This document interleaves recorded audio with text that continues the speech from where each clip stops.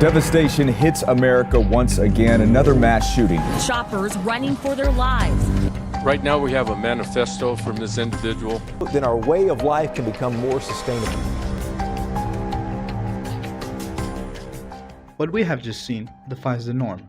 Who would ever think that right-wing terrorists would ever get behind ideas that organizations like Greenpeace could be spreading? Historically, environmentalism has always been linked with left-wing ideologies, but lately a new type of environmentalism has arisen, one which marries with fascist ideals and can be very, very dangerous. To understand more about the topic, we have to know, what is exactly far-right environmentalism?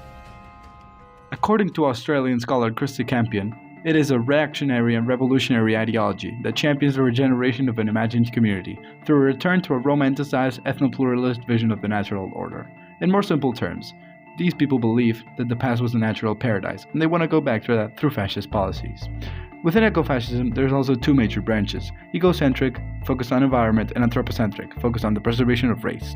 This type of environmentalism is very broad and complex, so to understand it better, we have to look back in history. FarRight ecologist thought proliferated during Nazi Germany, bringing an early center ecofascist thought, finding its antecedents in many prominent natural scientists.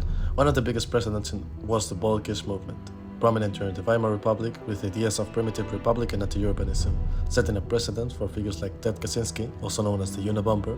While he has not been considered a fascist himself, and even criticized ecofascism, his manifest and rejection for modern industrial society, alongside with his criticism, has deeply rooted in ecofascist thought. Regarding their many claims, we can find the lifeboat ethics, essentially saying that since the global resources are finite, the rich should throw the poor overboard and keep their boat afloat. They also consider immigrants the principal cause of pollution, littering, and waste management problems, especially the non-white individuals. Their main strategy focuses on recruiting youngsters who are especially concerned about climate change and easier to manipulate through social media.